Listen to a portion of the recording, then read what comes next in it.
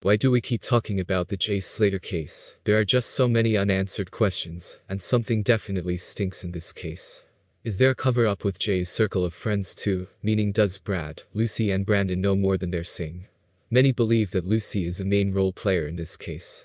She's the one that set up the GoFundMe, distanced herself from Jay on the night he vanished, and let's not forget how she didn't want to show her face on camera. Massive red flag. I feel someone advised her not to show her face on camera, due to the work she's involved in, possibly. It also seems that Jay's mother, Debbie, doesn't really trust Lucy, and by the looks of it, she wasn't invited to Jay's wake, or the bar, where they had a rave-type thing for him, after the funeral. Anyway, came across even more texts now, obviously take with a grain of salt. In big cases like this, there are lots of fake information going around online. However, this really sounds like it could be Lucy, sharing a bit more information about Jay, during the time he disappeared. It reads, "I think he was trying to get back to civilization, rather than back to his hotel. He said on the phone to Brad, he was taking a shortcut, so it does make sense. The sea was in clear view, in his head that would have meant a beach would have meant somewhere to get a drink and charge his phone, and so on. It's just so sad, I can't believe it still, I keep expecting a phone call with some mad typical Jay-like story. And oh, I was trying to get him to come back for ages, he was having none of it.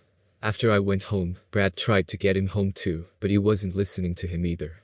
I think everyone has the impression we just left him, and that wasn't the case at all.